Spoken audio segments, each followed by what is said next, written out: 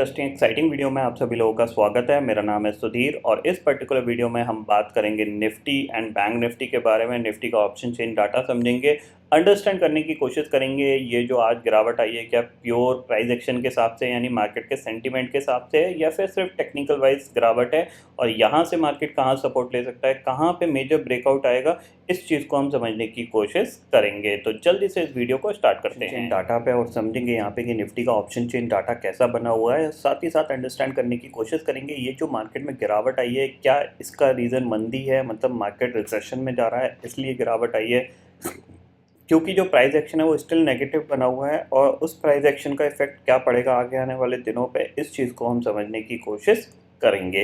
लेकिन सबसे पहले बात करते हैं हम ग्लोबल मार्केट की। ग्लोबल मार्केट में अगर आप देखोगे इंडेक्सेस फ्यूचर्स में अगर हम जाते हैं यहाँ पे आपको देखने को मिलेगा, देखो डाउ फ्यूचर 187 पॉइंट ऊपर कामकाज कर रहा है, नैस्डैक फ्यूचर भी हरे निशान में कामकाज कर रहा है। कोई ऐसी बड़ी टेंशन वाली बात नहीं है कि फर्दर हम यहाँ पे क्या करेंगे कि कल और गिरावट दिखा सकते हैं। आज की जो गिरावट वो प्योर टेक्निकल बेसिस गिरावट है, यानी प्योर मार्केट किस तरीके से प्राइस एक्शन को डेवलप करता है उसकी गिरावट है। क्योंकि मैंने आपको ये चीज़ पहले भी समझाई थी, मार्केट क्या फॉर्म करेगा, डब्लू फॉर्म करेगा, वी शेप में कभी भी मार्केट में रिकवरी आ नहीं सकती। ये पॉइंट आप क्लियरली समझ लीजिए। और वो डब्लू बनने का जो प्रोसेस होता है वो करीब करीब 5 से 6 दिन में कंप्लीट होता है। आइदर द मार्केट को अपसाइड जाना है या फिर एम बना के फर्दर नीचे जाना है। ये पॉइंट आप क्लियरली समझ लीजिए। जैसे अगर हम यूएस मार्केट की बोलें तो यहाँ पे क्या हो रहा है, देखो यहाँ पे क्या है, ये इसने एक गिरावट दिखाई थी, ठीक है, फिर इसने ये पुल बैक दिखाया और फिर ये दोबारा से गिरावट दिखाया। तो ये क्या है, प्राइस एक्शन स्टिल नेगेटिव। अब मान लीजिए यही इसका बॉटम बनता है और ये यहाँ से ये धीरे धीरे धीरे धीरे रिकवर करके ऊपर निकलता है। तो जैसे ही ये लेवल 30,000 के ऊपर निकलेगा तो ये जो डब्लू है ये पूरा फॉर्म्ड हो जाएगा और फिर आपको ये यहाँ पे एक अच्छी रैली देखने को मिलेगी।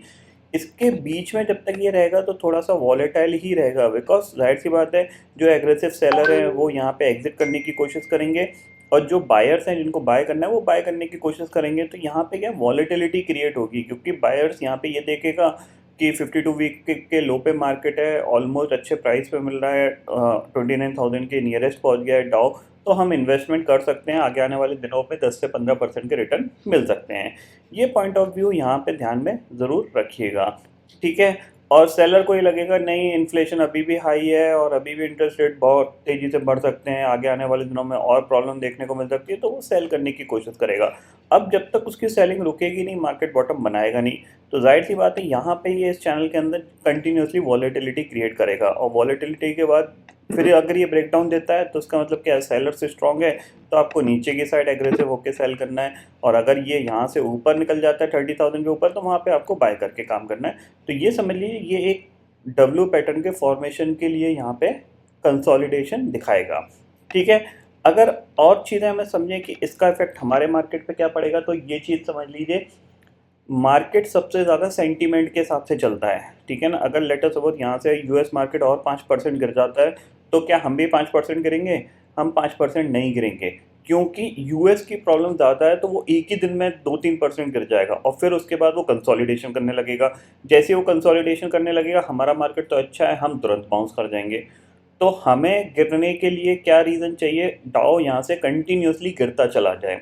और अगर कंटिन्यूसली गिरता चला जाएगा लेटर से वो डेली 2-2%, 3-3%, 4-4%, वो पॉसिबिलिटीज़ है नहीं टेक्निकल वाइज, क्योंकि ऑलरेडी काफ़ी अच्छा करेक्शन देखने को मिल चुका है। अगर हम यहाँ पे हिस्टोरिकल डाटा में जाते हैं तो आपको देखो मंथली वाइज में आप देखने को मिलेगा, आपको ये देखो ऑलरेडी सितंबर और अगस्त मंथ का टोटल किया जाए अराउंड ये ऑलमोस्ट 12.5% के आसपास फॉल हो चुका है डाउ, ठीक है।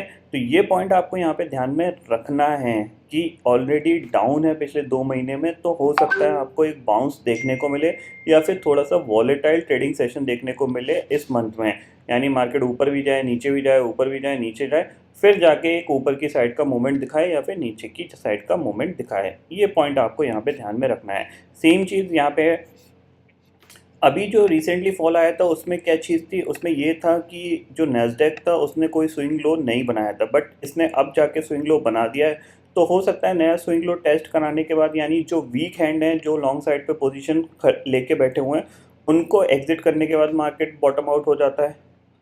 सेम चीज़ मैंने आपको निफ्टी में भी समझाई थी, जब आपका निफ्टी 15,200 के करीब गया था तो उसके बाद क्या हुआ, वही लो सबसे बड़ा लो था, ठीक है ना। ये आप देख सकते हो, ये सेलिंग आई, इसने ऑलमोस्ट पिछला स्विंग लो ब्रेक किया, 2 दिन नीचे कामकाज किया, लेकिन हरे निशान में ही कामकाज किया, और फिर पूरी रैली उसके बाद क्या इस लो के नीचे गया? नहीं।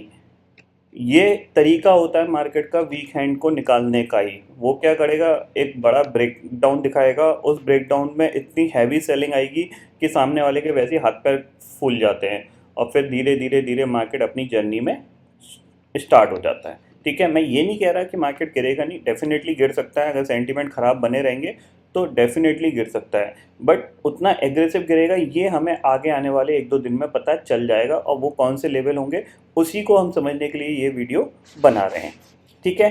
तो फिलहाल अगर हम इंडेक्सेस फ्यूचर्स में चलते हैं तो यहाँ पे हमारे पास क्या दिख रहा है कि डाउ फ्यूचर 200 पॉइंट ऊपर है और नैस्डैक फ्यूचर करीब 30 पॉइंट ऊपर है। अगर ये आज हरे निशान में बंद होते हैं, लेटेस्ट सपोज अगर ये 300-400 पॉइंट ऊपर बंद हो जाते हैं, तो फिर आपको डब्ल्यू बनता हुआ बहुत ही जल्द दिखाई देगा।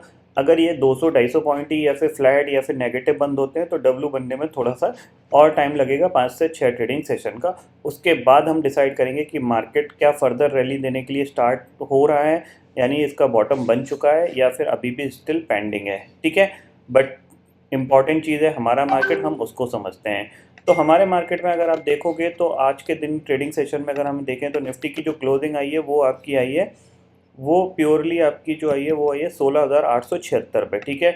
16,800 के आसपास एक बार बाइंग आ सकती है, ये चीज़ क्लियरली समझ लीजिए, क्योंकि अगर इसको यहाँ पे डब्ल्यू पैटर्न फॉर्म करना है, लेटर सपोज यहाँ पे अभी तक प्राइस एक्शन कैसा बना हुआ है, नेगेटिव प्राइस एक्शन बना है, ओके। आप यहाँ से गिरे, फिर आपने एक पुल बैक दिखाया, ठीक है, और फिर आप गिरे, फिर आपने एक स्ट्रॉन्ग पुल बैक दिखाया, और फिर आप नीचे जा रहे हो, तो इस लो के नीचे आप एग्रेसिव नेगेटिव हो, और अगर ये यहाँ पे सपोर्ट ले लेता है और फिर यहाँ से बाउंस करता है, तो जाहिर सी बात है ये आपको डब्ल्यू बनता हुआ इस तरीके से दिखेगा। डब्ल्यू का ब्रेकआउट जब भी आएगा जब हम 17,200 के ऊपर निकलेंगे, ये पॉइंट आप यहाँ पे क्लियरली ध्यान रख लीजिए, यानी जो आपका बाइंग का पोजिशनल का जो एरिया है वो 17,200 के ऊपर ही ओपन होगा, ठीक है। अगर आप इस लो के नीचे चले जाते हो तो आप और ज़्यादा बेयरिश होते हुए दिखाई दोगे, ये पॉइंट ध्यान में रखना। हालांकि मैं इसको अभी एक्सप्लेन करूंगा, बट आपको फिर भी ध्यान में रखना है। तो ऑप्शन चेन डाटा में अगर मैं यहाँ पे आपको समझाने की कोशिश करूँ तो आप देख सकते हो 17,000 की कॉल पे करीब 80 लाख का ओपन इंटरेस्ट यहाँ पे खड़ा हो गया है, ठीक है, आप ये देख सकते हो। और पुट पे कितना है, पुट पे करीब 44 लाख का ओपन इंटरेस्ट है। 16,900 की कॉल पे 26 लाख का ओपन इंटरेस्ट है, और पुट पे कितना है आपका 30 लाख का ओपन इंटरेस्ट दिख रहा है। 16,800 की कॉल पे 13 लाख का ओपन इंटरेस्ट है, और पुट पे कितना है 38 लाख का ओपन इंटरेस्ट है। 16,800 के नीचे अगर क्लोज देना स्टार्ट करेगा तो माहौल थोड़ा सा और बिगड़ सकता है, ये चीज़ आप क्लियरली ध्यान में रखिए। और ऊपर की तरफ आपके पास जो क्लोजिंग आनी चाहिए 17,200 के ऊपर जब तक नहीं आती है, तब तक आपका जो प्राइस एक्शन का जो सेंटीमेंट है वो पॉजिटिव नहीं होगा, ठीक है। ये पॉइंट समझ में आ गया। अब चलते हैं चार्ट पे और चार्ट को अंडरस्टैंड करते हैं। तो चार्ट को मैं लगाता हूँ 50 मिनट टाइम फ्रेम के चार्ट पे, ठीक है। अब आप क्या होगा, आपने ये जो मूव किया ऑलमोस्ट 50% आपने इसका डाइल्यूट कर दिया है, ठीक है। यानी जो प्राइस एक्शन के तौर पे फर्स्ट जो लैग बना था डब्ल्यू बनने का, यानी ये अपर लैग जो बना था उसका आपने ऑलमोस्ट 50% डाइल्यूट कर दिया है, ठीक है। अगर यूएस मार्केट के अंदर फर्दर गिरावट नहीं आती है तो आप इस लेवल पे सपोर्ट ले जाओगे जो मैं आपको मार्क करके दे रहा हूँ, ये लेवल आपके लिए सपोर्ट का काम करेगा, ठीक है। इतना समझ में आ गया। यानी यहाँ पे अगर मार्केट खुलता है किसी भी रीज़न से, किसी भी सेलिंग में जाता है, तो एक बार बाय करके काम कर सकते हो आप। अगर यूएस मार्केट पॉजिटिव बंद रहते हैं, उनमें कोई बड़ी गिरावट देखने को नहीं मिलती है यहाँ से फर्दर, ठीक है। इतना समझ में आ गया। ऊपर के लिए मैंने आपको बता दिया कि ये चैनल जब तक ये हाई ब्रेक नहीं होगा, यानी 17,200 के ऊपर निफ्टी जब तक नहीं निकलेगा, तब तक हम यहाँ पे कोई भी एग्रेसिव होकर बाइंग नहीं करेंगे। इंट्राडे के पुल बैक बाउंस पे वो आते रहेंगे, इंट्राडे का हमारा लॉजिक जो होगा उससे ट्रेड करेंगे, छोटी मोटी क्वांटिटी में हम ट्रेड करेंगे, ये पॉइंट आपको ध्यान में रखना है। अब मार्केट क्या करेगा, यहाँ से ऊपर गया था, ठीक है, और फिर ये नीचे आया है, ठीक है। अब ये हो सकता है यहाँ पे आके फिर थोड़ा कंसोलिडेशन करके फिर ऊपर की तरफ मूव करने की कोशिश करे। अगर इसको ये ब्रेक कर देता है, लेट अस सपोज नीचे आया और इसी लेवल पे कंसोलिडेशन करके फिर ये इसको ब्रेक कर रहा है, तो नेक्स्ट टारगेट आपके पास 16,500 16,400 का ओपन होता हुआ दिखाई देगा। ये वीक थोड़ा सा छोटा वीक है क्योंकि कल आपका मार्केट खुलेगा, परसों छुट्टी हो जाएगी, देन आपकी एक्सपायरी है, तो हो सकता है यहाँ पे मार्केट नीचे आके ये सपोर्ट लेके दोबारा से बाउंस कर जाए, तो थोड़ी सी वॉलेटिलिटी क्रिएट रहेगी। जैसे आज के इंटरडे में थे, मार्केट साइडवेज गया, फिर वॉलेटिलिटी क्रिएट किया, फिर एंड ऑफ द डे जाके गिर गया। गिरने का रीज़न सिर्फ टेक्निकल है, कोई यहाँ पे सेंटीमेंट रीज़न नहीं है, ये चीज़ आप क्लियरली समझ लीजिए, ठीक है। बैंक निफ्टी को देख लेते हैं जल्दी से कि बैंक निफ्टी किस तरीके का बिहेवियर दिखा सकता है। तो बैंक निफ्टी के लिए इंपॉर्टेंट है, ये लो सबसे ज़्यादा इंपॉर्टेंट है। जब तक इसके नीचे नहीं जाओगे आप, तब तक आपको एग्रेसिव सेलिंग नहीं देखने को मिलेगा। यानी इसके नीचे अगर आप फिसले तो आप एग्रेसिव सेलिंग देखोगे मार्केट के अंदर। जब तक आप इस लेवल के ऊपर ट्रेड कर रहे हो, इवन 38,000 के ऊपर भी ट्रेड कर रहे हो, तब तक कोई दिक्कत की बात नहीं है। मार्केट सिर्फ कंसोलिडेशन कर रहा है एक बड़ा मूव दिखाने के बाद, और उसके बाद ये डब्ल्यू पैटर्न का फॉर्मेशन यहाँ पे बना सकता है। जैसे ही आप 39,000 के ऊपर निकलोगे तो आपका जो पूरा प्राइस एक्शन है वो चेंज होता हुआ दिखाई देगा और पॉजिटिव बन जाएगा।